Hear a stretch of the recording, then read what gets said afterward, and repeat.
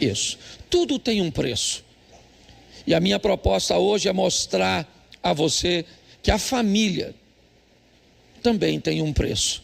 Manter uma família, manter um casamento, manter uma estrutura familiar tem um preço. E eu quero usar um texto onde Jesus não está falando de família, mas ele está falando de quem deseja segui-lo, de quem deseja ser seu servo. E automaticamente, quando nós olhamos para o preço que precisa ser pago para aqueles que querem ser discípulos de Jesus, nós podemos fazer claramente um paralelo entre os valores que aqueles que servem a Cristo retêm no que diz respeito a casamento, a família. Então, nós vamos começar, vai ser rapidinho, certo? Lucas 14, 25. Coloque o texto na tela. Nós vamos até o 34, que diz assim: grandes multidões o acompanhavam, e ele, voltando-se, lhes disse: se alguém vem a mim e não aborrece seu pai, sua mãe, sua mulher e filhos, e irmãos e irmãs, e ainda a sua própria vida, não pode ser meu discípulo. Deixa aí por enquanto, deixa aí, presta atenção. Vamos terminar o versículo 26, unindo o início ao final.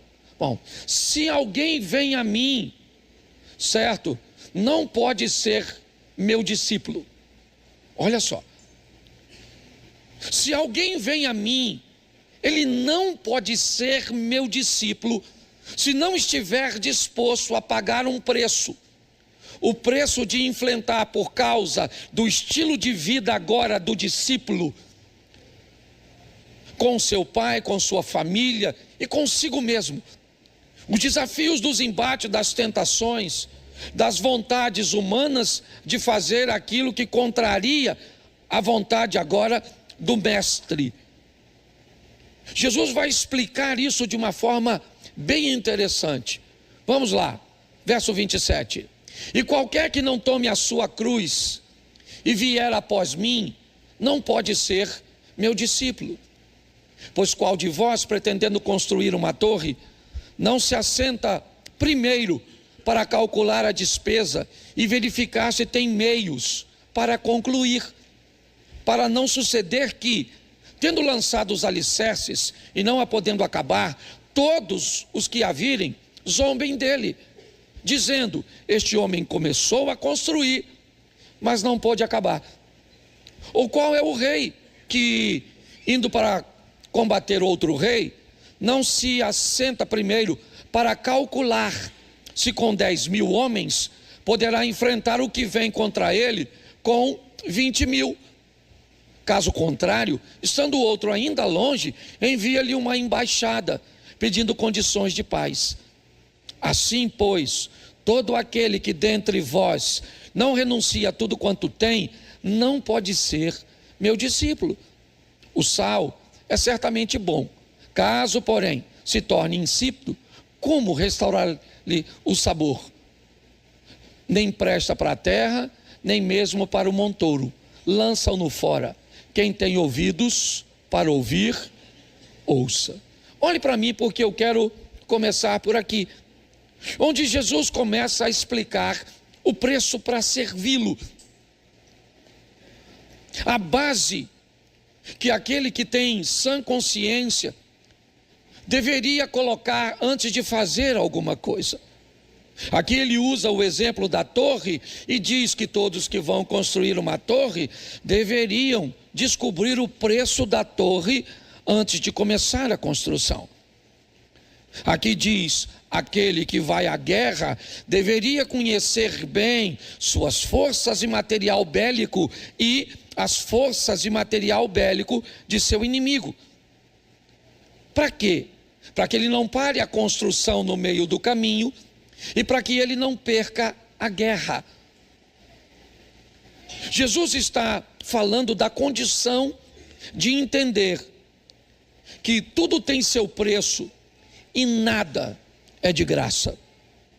Talvez a moeda com que se pague as coisas nem sempre seja o dinheiro, nem sempre seja coisas materiais. Mas às vezes você vai ter que pagar com favor, porque favor não se paga com dinheiro, favor se paga com favor.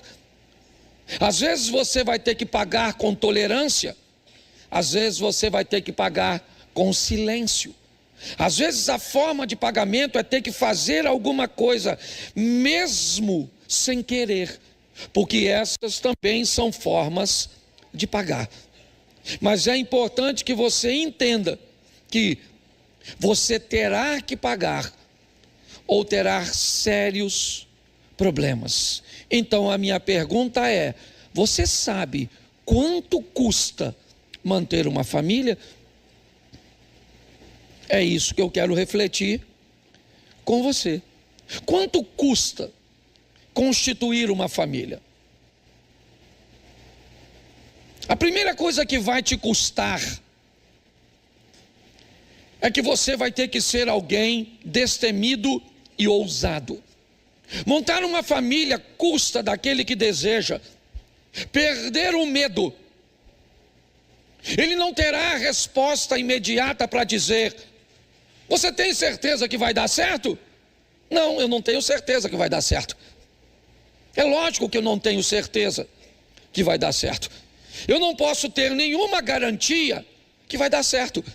Ninguém tem essa garantia. Essa garantia talvez você não conseguiria dar nem mesmo para a sua própria individualidade. Se fosse dar certo, se dependesse só de você. Imagine se você desejar a garantia da união de duas pessoas. Quem vai casar precisa vencer o medo, a insegurança. Pessoas que não conseguem fazer isso vão se esconder por detrás de uma frase que eu até entendo e respeito, mas o Criador discorda daqueles que pensam assim, e eu vou ficar com o Criador. Quando Deus cria o homem sozinho. E logo depois ele diz que não é bom que o homem esteja. Então, quando alguém diz que opta por ficar sozinho, eu entendo isso. Tá certo? Ah, mas o apóstolo Paulo, ele também deu conselhos. Sim, mas ele disse: assim digo eu, não o Senhor. Na ótica de Deus, se casar é importantíssimo, e não mais simplesmente para crescer e multiplicar não, viu gente? Porque tem mais de 8 bilhões de pessoas no planeta. O planeta está precisando mais de gente não, tem que dar uma desafogada nesse negócio. Certo? Mas mesmo assim, se casar é importantíssimo, só que custa perder o medo. Certo? Porque tem gente que diz: deixa eu fazer uma pesquisa aqui, por favor. Ninguém está te criticando, ninguém quer se meter na sua vida, ninguém quer te segregar, não é nada disso. Mas quem aqui é convicto: pastor, eu não estou afim de casar? Levanta a mão, por gentileza. Pode levantar a mão bem alto. Vocês estão com medo, né? Olha lá, tem gente levantando a mão. Isso aí, Deus te abençoe. Isso. Não quer, não quer. Porque tem gente que fica com medo: pastor, tem medo de casar. Por quê? Porque você vai ter que vencer os exemplos negativos. Isso. Se você deseja construir uma família, pare de olhar os exemplos ruins. E olha que tem, hein? Eu estou até parando de brincar com isso, que eu acho que eu já estou desanimando as pessoas. Quando eu começo a falar o preço da luz, do gás. Esse dia o garoto falou: pastor, eu até ia, mas depois dessa palestra do senhor hoje, nem se você me der dinheiro, eu vou. Nós vamos ter que vencer isso. Custa vencer os exemplos negativos na maioria das pessoas casadas. Se você, principalmente se não tiver Jesus governando, se você perguntar assim: se você fosse casar hoje, você casaria? A maioria das pessoas vai falar assim, com outra pessoa, porque com a mesma não aprendi a lição. Então custa vencer os exemplos negativos. Eu acho o maior barato. Às vezes a gente vai evangelizar alguém e alguém diz assim: pastor, posso falar a verdade para o senhor? Pai, eu estar na igreja, passei igual o fulano, eu prefiro não estar. Mas eu queria te fazer uma pergunta: quem é que deu fulano como parâmetro para você? Não foi você mesmo? Tá assim de gente boa. Você viu o pessoal aqui, 35 anos casado, um cara 35 anos pegando a mesma mulher, irmão. Tem que ganhar uma carteirinha de tarado, é na verdade. Pastor, o que? A minha proposta é mostrar a você que casamento e família não é uma instituição falida, não. Esse dia eu estava falando isso e alguém falou: ô pastor, acorda, em que mundo você está? Porque no mundo que eu estou, está todo mundo tendo conflito e se divorciando. Eu falei: meu filho, então muda de mundo. Porque no mundo que eu estou, tem gente nadando de braçada, construindo uma história extraordinária, sendo felizes, vencendo, construindo uma família linda. Então venha para o meu mundo.